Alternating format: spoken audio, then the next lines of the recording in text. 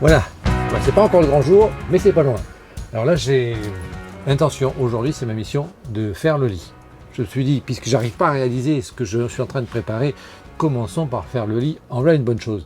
Faire un lit dans un camping-car pour la première fois, en tout cas pour moi, c'est pas banal.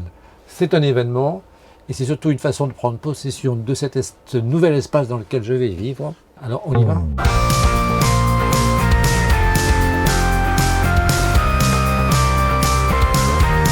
J'ai remarqué, parce qu'il fait très froid dehors, il fait moins 3 degrés, enfin pour moi c'est très très froid.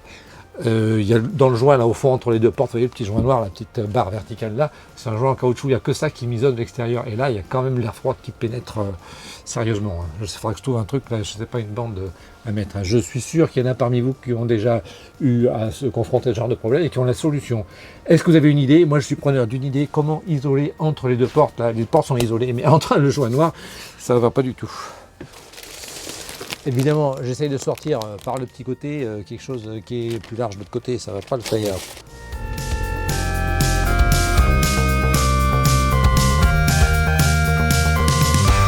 Confort Bultex.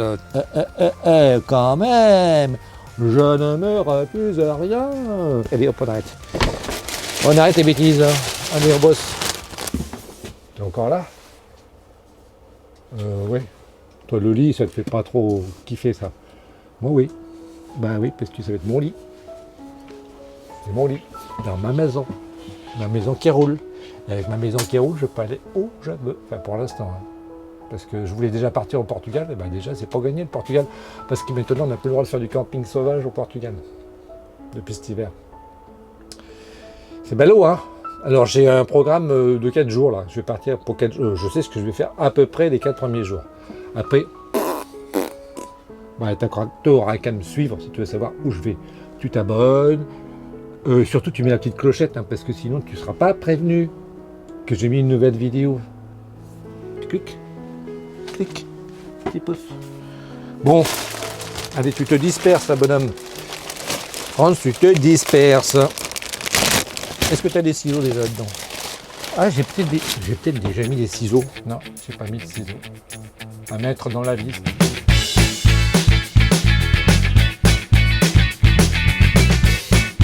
Je le passerai en accéléré, t'es d'accord, hein, parce que là, c'est un peu...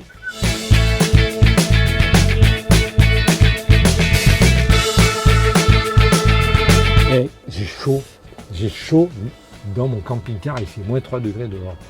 Moi, je trouve ça génial. Bon voilà, là j'ai assemblé tous les éléments qui constituent le matelas, donc du coup ça me fait vraiment un très grand lit.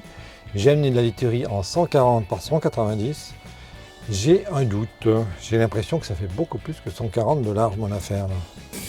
Mon matelas fait... non. 1,80 m de large. C'est king size ça carrément. Allez, j'ai un lit de 1,80 m de large. Après, je peux dormir comme ça alors. Sur 1,75 m. C'est génial. Et je peux dormir comme ça. Et alors, dans l'autre sens, c'est combien?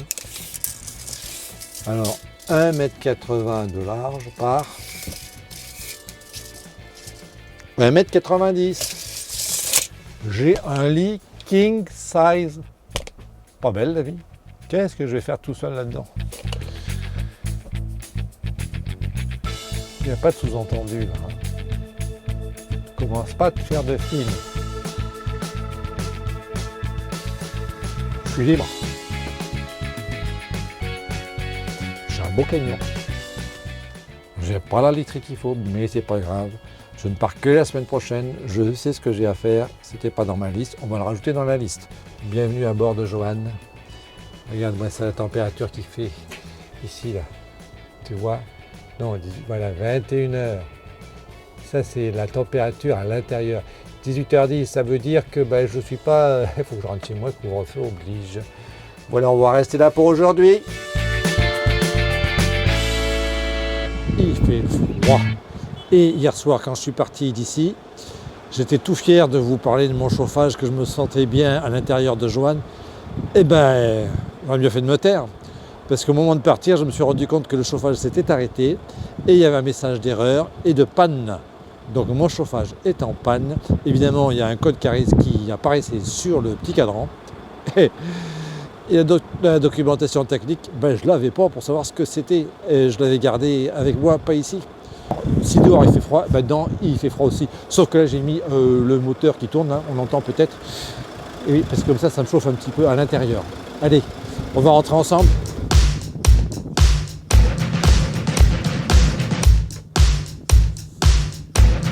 Et ben moi je sais pas ce que ça veut dire E517H avec ce point d'exclamation en dessous. Alors à la concession, quand j'ai récupéré le véhicule, ils m'ont donné ça. Carrément. Tu vois?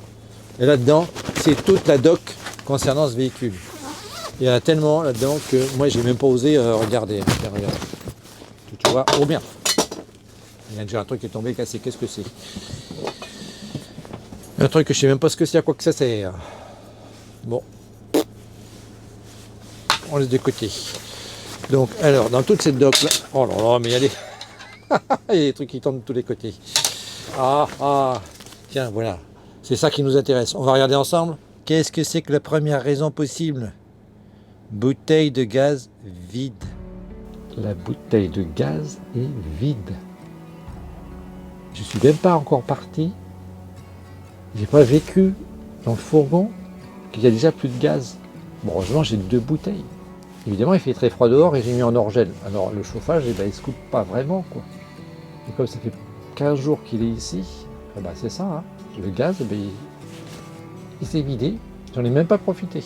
Enfin, au moins, l'eau n'a pas gelé, mais en même temps, j'ai vidangé, il n'y a plus d'eau. J'aurais dû couper le gaz, hein. Eh ben voilà, j'ai tout trouvé, le titre pour cette vidéo. La vie nomade pour les nuls. Alors, je me sens pas nul, c'est une façon de dire, mais je suis complètement inexpérimenté. Donc je manque de pratique. D'ailleurs, tous ceux qui disent « Oh, bah, je suis nul, je sais pas ». Non, t'es pas nul, personne n'est nul. Mais tu n'as pas d'expérience, tu n'as pas de pratique, on t'a pas montré, tu n'as pas pris le temps de... Oui, parce qu'il faut du temps aussi avant d'acquérir certains réflexes. Il y en a qui ont dû se marrer là. Hein. Erreur 517, là. Trop mal. Et ben j'ai pas honte de faire des erreurs. Je suis même très fier. J'ai déjà appris beaucoup de choses en peu de temps. Je suis même pas parti dans ma vie nomade. Je suis déjà appris qu'il va falloir que je gère le gaz, que je gère l'eau. Je vais découvrir comme ça peut-être la sobriété heureuse de Pierre Rabhi. Enfin, c'est l'objectif en fait. Hein. Minimalisme, sobriété heureuse. Faut que je te montre. Avant de venir ici, tout à l'heure, je suis passé dans un magasin pour acheter quelque chose d'important dont je vais avoir besoin dès la semaine prochaine. Ça, je suis prévenu. C'est quelque chose que je n'ai jamais eu dans ma vie. C'est une première pour moi. Ça va faire beaucoup de premières en ce moment. Ça, je fais un saut dans le vide dans une vie nouvelle. Un petit peu de pétoche parfois, mais aussi beaucoup de plaisir. Alors là, en fait, je suis très fier de vous présenter ma première et nouvelle paire de bottes. Voilà.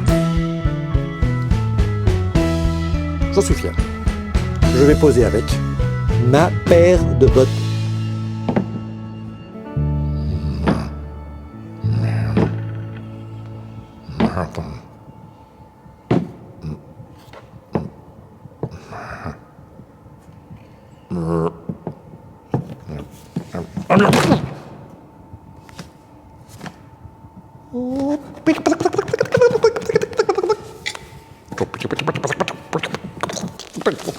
Regarde aussi ce que j'ai trouvé aujourd'hui. Alors c'était pas le même magasin.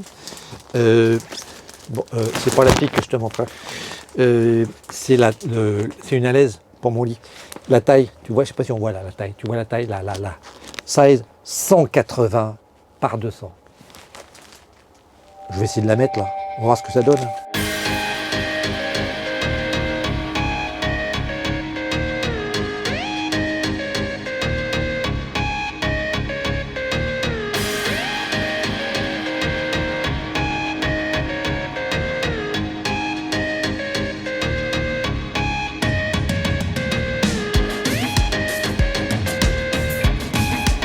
C'est sur cette magnifique image de moi avec mon beau t-shirt que je vous dis à très vite. Je vous remercie d'être resté jusqu'au bout de la vidéo. Je remercie tous ceux qui se sont abonnés récemment. Je vous dis à très bientôt avec de nouvelles images, cette fois sur la route, car dans 4 jours, je prends le large. Je m'en vais à moi la vie de nomade. Ça commence.